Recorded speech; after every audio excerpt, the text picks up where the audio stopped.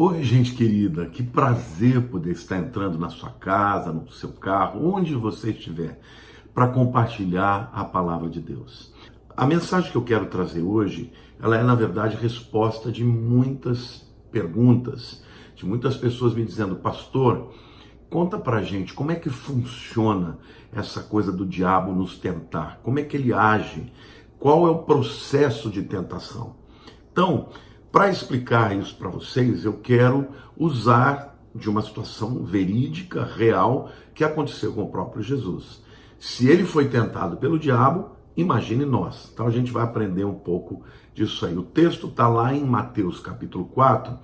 Jesus está acabando de sair do batismo, ele recebeu o Espírito Santo, ele teve aquele momento especial, e antes de começar o seu ministério, ele vai para o deserto jejuar durante 40 dias e 40 noites. Jesus só tomou água, não comeu absolutamente nada. E a Bíblia diz assim: a seguir, foi Jesus levado pelo Espírito ao deserto para ser tentado pelo diabo. Então, logo no versículo 1 do capítulo 4 de Mateus, a Bíblia disse que Jesus foi dirigido pelo Espírito Santo para enfrentar Satanás. Por quê? Porque ele tinha que vencer o seu principal inimigo. Ele teria muitos outros inimigos, mas esses inimigos todos seriam, na verdade, mandados pelo diabo. Então ali ele já se prepara, porque durante todo o seu ministério na terra, ele enfrentou Satanás. Então, e o texto no versículo 2 diz assim: e depois de jejuar 40 dias e 40 noites, teve fome. É absolutamente normal, Jesus era uma pessoa como eu e você. Então o tentador, aproximando-se, lhe disse: se és o Filho de Deus, manda que essas pedras se transformem em pães. Jesus, porém, respondeu: está escrito, não só de pão viverá o homem, mas de toda palavra que procede da boca de Deus. Queridos, a primeira tentação é a tentação no âmbito ou na esfera da carne, das nossas necessidades físicas. No caso de Jesus aqui, depois de 40 dias sem comer, obviamente ele estava com muita fome. E a Bíblia diz que o tentador aproximou-se e deu uma ordem para ele: se você é o Filho de Deus, manda que essas pedras se transformem em pães. Então, gente, vejam uma coisa. A primeira coisa que a gente percebe aqui é que Satanás ele se aproxima quando nós estamos de alguma maneira frágeis, quando de alguma maneira nós estamos tendo alguma necessidade. Ele não chegou para tentar Jesus no início do período de jejum, ele chegou no final. Por quê? Porque ele sabia que naquela hora Jesus estaria fragilizado, com muita fome. Aí alguém vai me dizer: mas pastor, tem algum mal a pessoa em matar sua fome e comer? Claro que não. Obviamente, depois que terminou o período de jejum, Jesus comeu. Agora, então, por que essa tentação? Porque Satanás, primeiro, ele estava querendo interferir no tempo de Deus na vida de Jesus. Deus orientou Jesus para jejuar esses 40 dias e 40 noites. E Satanás entrou no finalzinho desse período. Jesus ainda não tinha entregue o seu jejum para que ele antecipasse. E antecipasse de uma maneira interessante. Satanás sabia que Jesus tinha poder para fazer aquilo. Logo em seguida, o primeiro milagre que ele faz é transformar água em vinho. Então ele pode transformar os elementos. Jesus tinha esse poder através do Espírito Santo. No entanto, Satanás queria conduzir, dirigir a vida de Jesus. E na vida da gente é assim também, queridos. Muitas vezes, Satanás vai apresentar coisas para nós que são até absolutamente lícitas, como essa, como comer, como matar a fome. Mas quer que nós façamos sem que seja pela direção de Deus e quer que nós façamos no tempo que a gente escolher. Quer que nós estejamos no controle da nossa vida, do nosso tempo e das nossas decisões e não o nosso Deus. Você vê claramente que a resposta de Jesus foi: Jesus, porém, respondeu: está escrito, não só de pão viverá o homem, mas de toda palavra que procede da boca de Deus. Vocês percebem? Jesus estava querendo dizer: não é você quem vai ditar a minha vida. Não é você, Satanás, quem vai me dizer quando e o que eu devo fazer. Mas quem vai fazer isso é Deus. É a palavra de Deus na minha vida que vai me orientar. Vocês se lembram que a tentação de Eva foi parecida com isso? Por que Satanás conseguiu que Eva caísse e comesse a fruta que Deus disse para que não comesse da árvore do conhecimento do bem e do mal? Por quê? Porque a primeira tentação foi a árvore era boa para se comer. O fruto parecia aos olhos bom para se comer. Em outras palavras, Satanás sempre vai apresentar algo que seja agradável para a carne. Então pode ser uma tentação na área sexual, pode ser uma tentação na área de compulsão de comida, ou pode ser qualquer outra área do nosso corpo. Por quê? Porque se ele dominar o nosso corpo, o corpo é a porta de entrada para a alma e para o espírito. Então, aqui claramente Jesus disse para o diabo: quem decide a minha vida é a palavra de Deus. E é interessante, irmãos, porque lá no jardim havia duas árvores. Havia a árvore do conhecimento do bem e do mal e a árvore da vida. Até quando o homem andou dentro da vontade de Deus e de acordo com a vontade de Deus e a sua palavra, o homem tinha acesso à árvore da vida. No momento em que ele escolheu a árvore do conhecimento do bem e do mal, ele estava dizendo para Deus: olha, eu quero andar pela minha própria consciência. Sou eu quem vai decidir o que é certo e o que é errado. Sou eu quem vai decidir o que é bom e o que é ruim para mim. Foi exatamente isso que o diabo falou. Você vai se tornar conhecimento do bem e do mal. E desde então o homem age pela sua consciência. Agora, vocês já imaginaram que nem tudo que aparentemente é bom para você? Por exemplo, se casar é bom? É bom. Eu sou casado há 36 anos e sou muito feliz. Agora, às vezes a gente analisa uma pessoa com quem a gente deseja namorar, né, e quer se casar, e a gente olha alguns pontos. Olha, ela é cristã? É. Ela é de boa família? É. Ela é uma pessoa decente? É. Ah, então ela é a mulher de Deus para mim. Pode ser que não seja. Pode ser que a pessoa seja tudo isso e ainda não seja a pessoa de Deus para você. Então, como é que você pode garantir que você não vai cair nessa tentação? Se você ouvir a voz de Deus. Foi o que Jesus disse. Ou seja, quando nós decidimos a nossa vida, aquilo que nos parece bom, aquilo que está a nosso alcance, aquilo que a gente pode fazer por nós mesmos, como Jesus, transforma a pedra em pão. É lícito, comer depois de 40 dias não faz mal nenhum.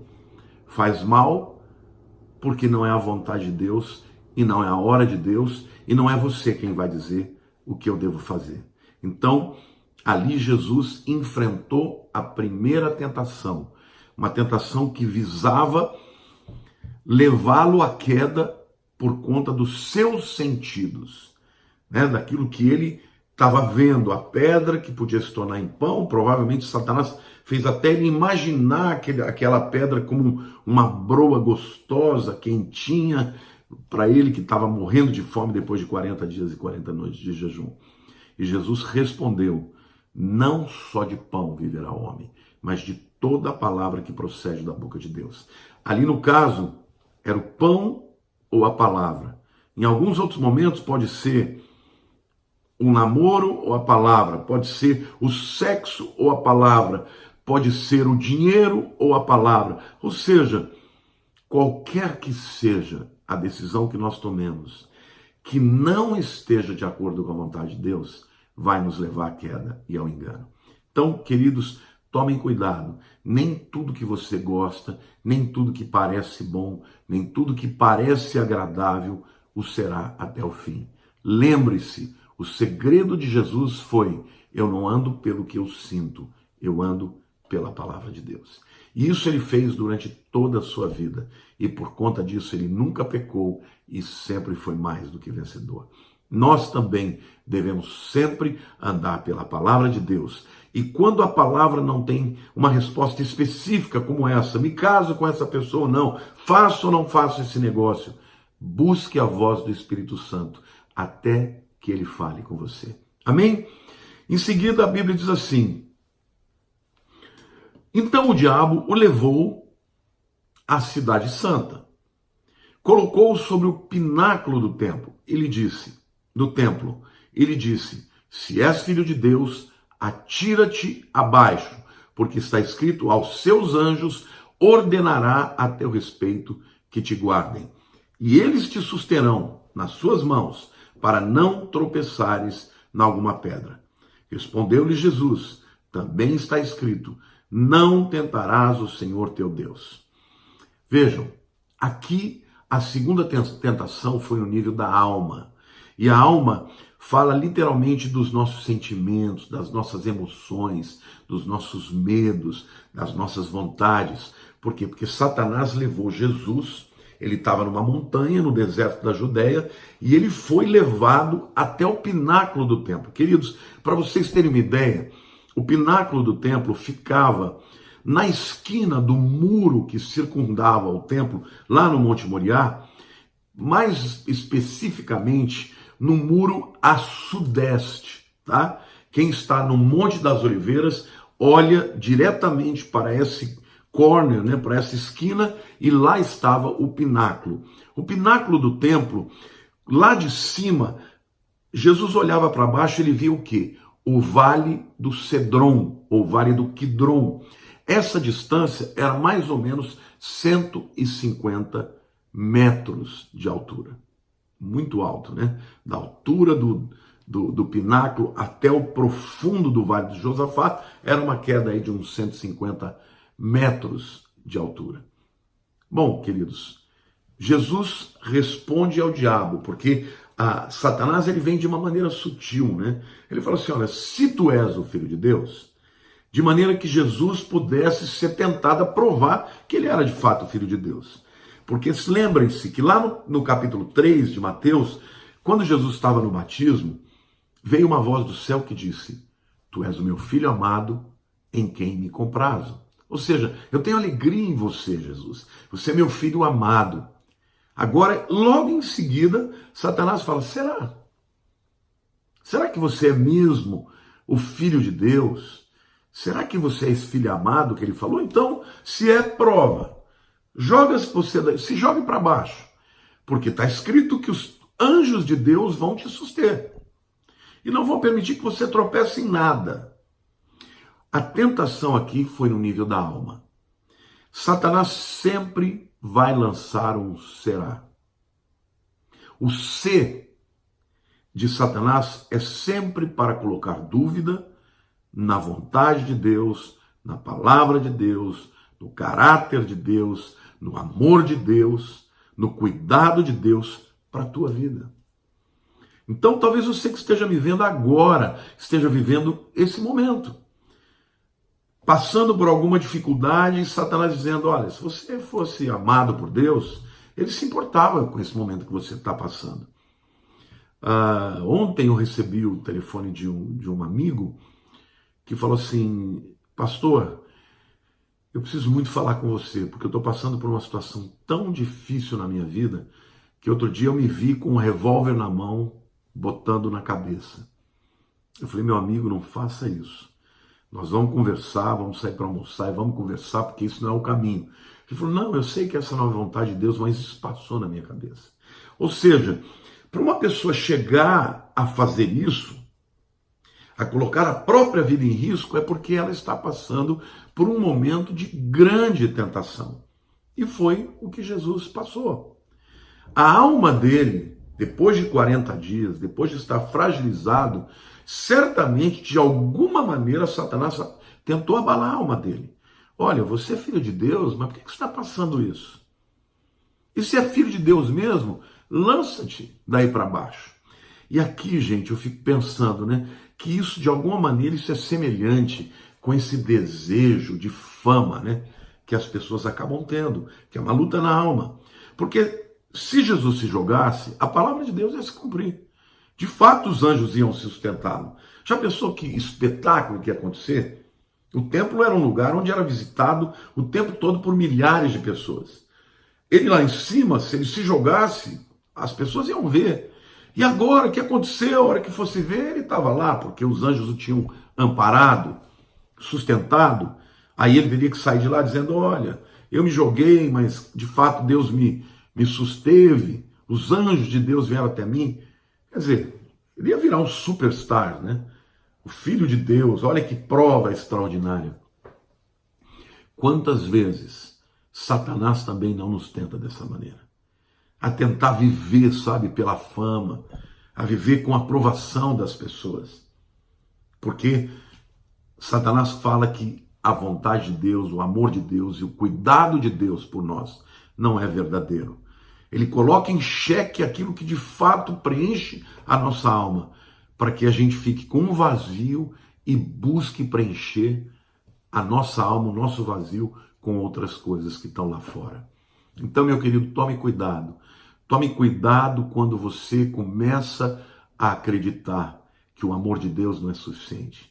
Que para você ser feliz, você precisa da fama, você precisa ser popular, você precisa ter 1000 seguidores no Instagram.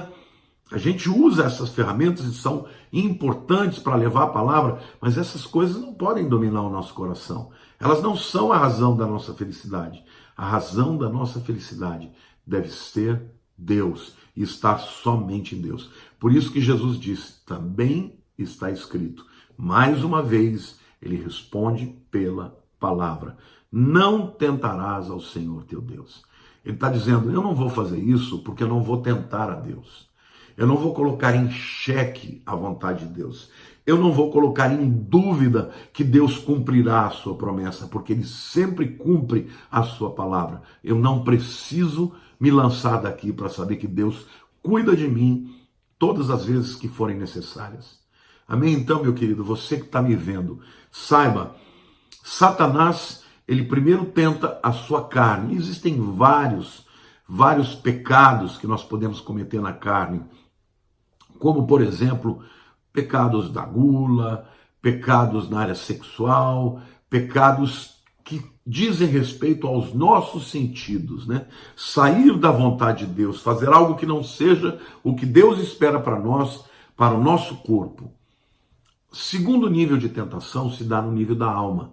É o orgulho, é o desamor, é a inveja, é o medo. São tentações na alma para que de alguma maneira nós não creiamos na suficiência do amor de Deus e queiramos de alguma maneira buscar uma compensação que não venha dele. Jesus claramente resistiu ao diabo porque decidiu obedecer a palavra de Deus. Satanás usou a palavra e ele respondeu pela palavra e disse, também está escrito, não tentarás o Senhor teu Deus. Amém? Agora, a terceira tentação, ou o terceiro espectro, ou terceira esfera da tentação, se dá no nível espiritual. Mateus, capítulo 4, versículo 8, diz assim, levou ainda o diabo a um monte muito alto, mostrou-lhe todos os reinos do mundo e a glória deles. E lhe disse, tudo isto te darei, se prostrado me adorares. Vejam que coisa tremenda. Agora Satanás acabou revelando o que ele de fato tinha como intenção. A intenção dele não era que Jesus comesse, a intenção dele não era que Jesus se lançasse, para que Jesus pudesse ser, comprovado que Deus o amava e ia cuidar dele. A intenção de Satanás era ser adorado. Sabe, gente, Satanás, antes de cair, ele era o querubim que recebia toda a adoração dos anjos e levava para Deus. Ele era o líder da adoração, o instrumento da adoração, apontava para Deus. Por isso ele tinha tanta glória, por isso ele tinha tanta beleza, porque ele estava tão próximo do trono de Deus, que ele recebia toda aquela glória que vinha de Deus. Mas aquilo não foi suficiente para ele. Ele quis a glória para si mesmo.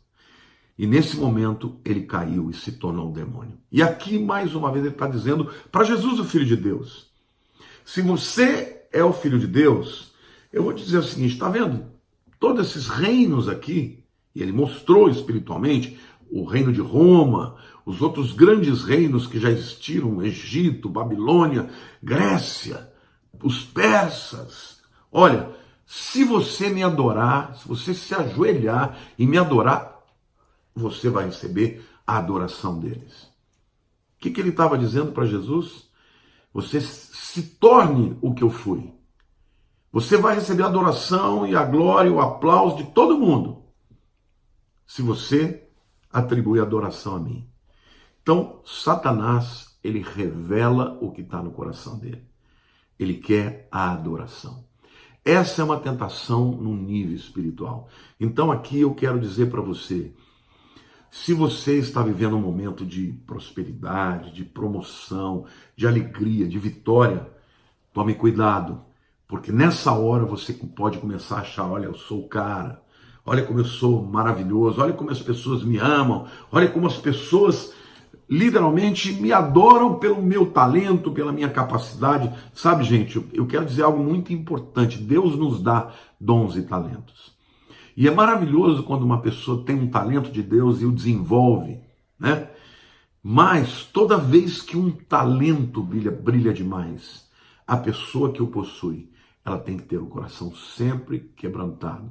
Tem que se lembrar que a glória é para Deus, tem que se lembrar que somente Deus merece toda a honra e toda a glória. A tentação espiritual é a tentação mais séria.